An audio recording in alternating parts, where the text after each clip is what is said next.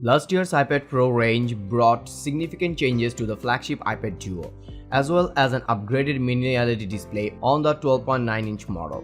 Apple introduced its desktop-class processor, the Apple M1, to the range, allowing the tablets to perform tasks usually exclusive to MacBooks and iMacs. Impressive though that was, Apple is hard at work on the next iPad Pro ranging behind closed doors. With the iPad Pro 2021 now around a year old, Apple is expected to release an update soon, though not as soon as some might hope.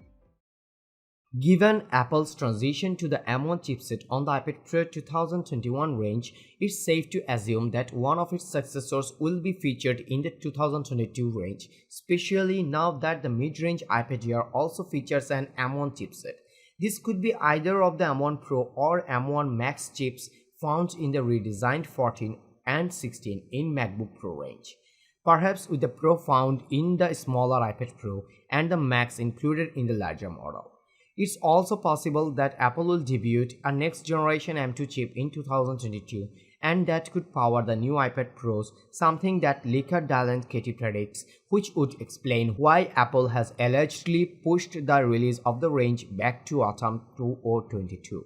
Bloomberg's Mark Gurman also suggests that the M2 could be on the cards for the new iPad Pro range, claiming that the new chipset CPU will be slightly faster than the M1 but will pack the same 8-core architecture. He reiterated the claim months later, again claiming that the next iPad Pro range will sport the latest M2 chipset, not the M1 Pro or Max chips as initially rumored. While it might not be exclusive to the iPad Pro range, Apple has taken the unusual step of confirming a number of new and improved accessibility features headed to iOS 16 and iPadOS 6 later this year.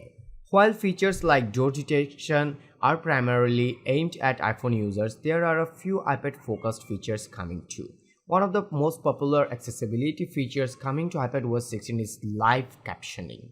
As the name suggests, the feature will caption any audio in real time, including in video calls via the likes of Zoom and FaceTime, as well as social apps like Instagram and Snapchat. What's more, the feature can also be used in real life to provide captioning when talking to someone close by, ideal for the deaf and hard of hearing community. That's all for today. Thank you for watching. If you like the video, feel free to share it with your friends and keep watching Review Arena to get your top-notch day-to-day commodities news.